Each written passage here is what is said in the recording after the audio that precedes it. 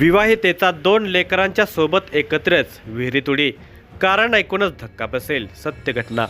धुळे जिल्ह्यातील धाडरे गावामध्ये देवरे कुटुंबीय राहते. या कुटुंबामध्ये धर्मा देवरे, त्यांची पत्नी ठकूबाई, मुले ज्ञानेश्वरी, अनुष्का आणि क्रिश असे सदस्य आहेत. धर्मा देवरे यांना आणखी मुलगी आहे. तिचे नाव हर्षाली.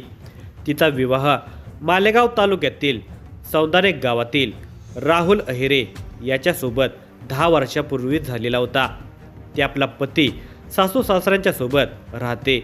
विवाहानंतर साधारण 4 ते 5 महिने हर्षाली हिला पतीसह सासू सासऱ्यांनी चांगले वागवले.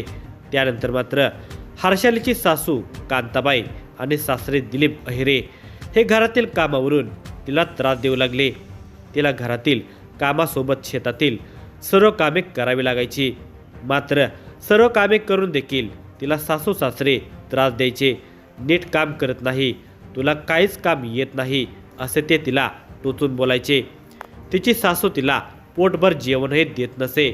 सतत होणाऱ्या त्रासामुळे हर्षाली खूप कंटाळून गेली होती.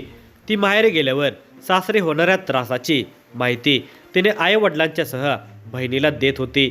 त्यावेळी त्यांनी तिला समजावून सांगितले की तुझा नवरा चांगला आहे, त्याला सांगत जा.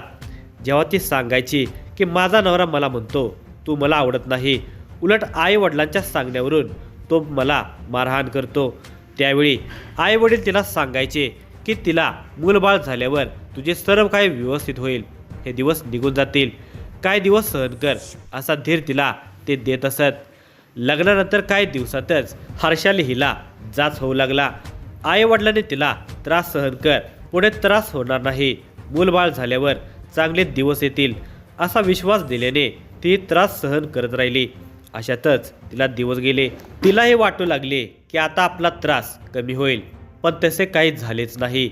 गरोदरपणामुळे तिला फारसे काम होत नसे. त्या कारणाने तिला सासरचे लोक त्रास देऊ लागले. अशावेळी हर्षालीने आपल्या नवऱ्याला होणाऱ्या त्रासाबद्दल सांगितले. तेव्हा तिच्या नवऱ्याने तिचे केस पकडून तिला मारहाण केली. आपल्याला दिवस गेले आहेत तरीसुद्धा त्रास होतो हे पाहून तिने याबाबत माहेरी सांगितले. तेव्हा मात्र तिच्या माहेरच्या लोकांनी तिला आपल्या घरी आणले आणि होणाऱ्या छळाबाबतची तक्रार महिला शिकायत केंद्रात दिली.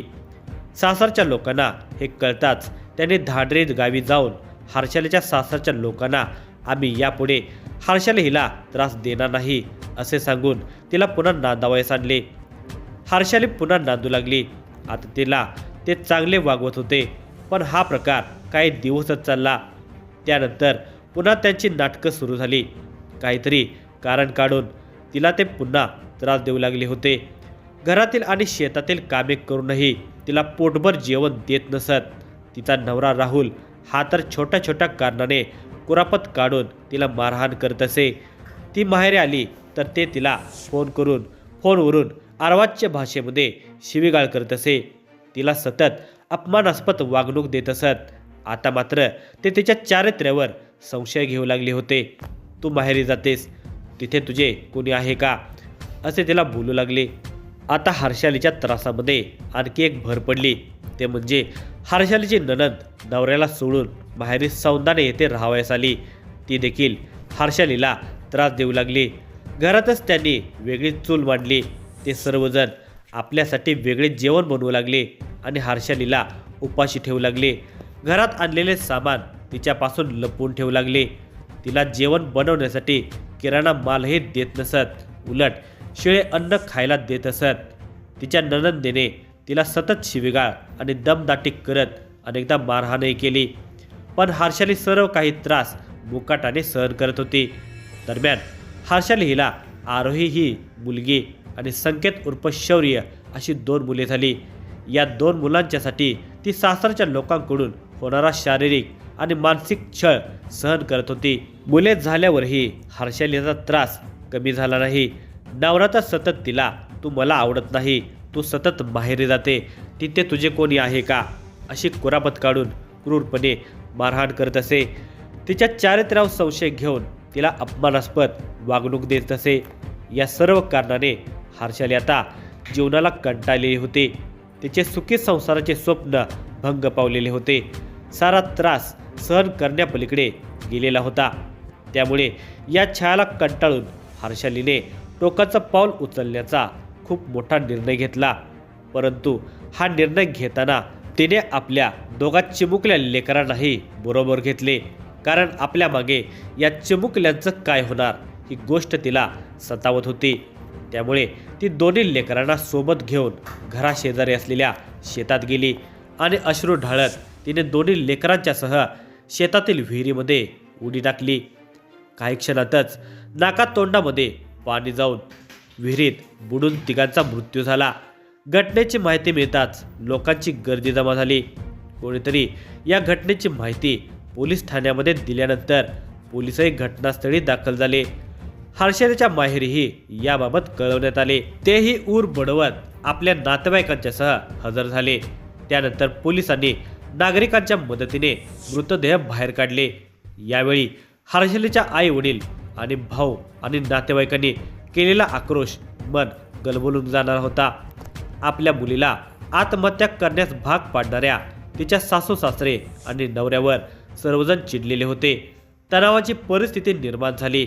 मात्र पोलिसांनी परिस्थिती हाताळून संतप्त लोकांना शांत केले। ठकूबाई धर्मा देवरे वय वर्षे 50 राहणार धाडरे तालुका धुळे यांनी मालेगाव तालुका पोलीस ठाण्यामध्ये या प्रकरणी फिर्याद दाखल केली। गुन्हा रजिस्टर नंबर 564/2025, पती राहुल दिलीप अहिरे, सासरा दिलीप अहिरे, सासू कांताबाई दिलीप अहिरे आणि ननंद सपना यांच्या विरोधात पोलिसांनी भारतीय न्याय संहिता 108, 115, 35, 351(2), 352 कलमाखाली गुन्हा दाखल करून पती राहुल अहिरे आणि सासरे दिलीप अहिरे यांना लगेच अटक केली। पोलीस अधीक्षक बाळासाहेब पाटील, अप्पर पोलीस अधीक्षक तेगबीर सिंग संधू, उपअधीक्षक नितीन गणापुरे यांच्या मार्गदर्शनाखाली सहाय्यक पोलीस निरीक्षक प्रीती सावंतजी आणि त्यांच्या सहकाऱ्यांनी या गुन्ह्याच्या तपासाला सुरुवात केली। दिनांक 24 जुलै 2025 रोजी सकाळी 9 वाजण्याच्या सुमारास आमच्या गावातील योगेश पवार यांनी आम्हाला सांगितले की हर्षालीची मुलगी आरोही ही विहिरीत तरंगत आहे, तुम्हाला सौंदर्याला बोलावलेले आहे। त्याप्रमाणे आम्ही सर्वजण सौंदर्य येथे निघालो असता रस्त्यात आमचे जावई सतीश दामू अहिरे राहणार दसाने तालुका मालेगाव यांनी आम्हाला फोन करून सांगितले की हर्षालीने मुले आरोही आणि संकेत यांच्यासह विहिरीत उडी मारून जीव दिला आहे। त्याप्रमाणे आम्ही सौंदर्य गावे आल्यावर आम्हाला सर्व घटना समजली आहे। मुलगी हर्षाली हिला सासू कांताबाई दिलीप अहिरे, सासरा दिलीप, नवरा राहुल आणि ननंद सपना यांनी शारीरिक आणि मानसिक छळ करून सतत मारहाण केली आणि तिच्या चारित्र्यावर संशय घेऊन तिला उपाशी ठेवले आणि तिला ठार मारण्याची धमकी दिली। त्याला कंटाळून तिने दोन्ही मुलांच्या सह विहिरीत उडी घेऊन आत्महत्या केली, अशी माहिती हर्षालीची आई ठकूबाईने पोलिसांना दिली। हर्षाली व तिच्या 2 लेकरांचा झालेला मृत्यू पाहून अनेकांना गलबलून आले।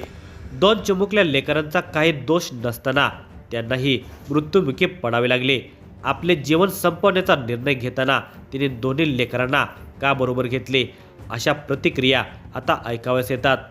ज्याच्यामुळे हे घडलं त्यांना कठोर शिक्षा व्हावी अशी मागणी हर्षालीच्या नातेवाईकांनी केलेली आहे। अतिशय धक्कादायक घटना घडल्याने हळहळ व्यक्त केली जात आहे।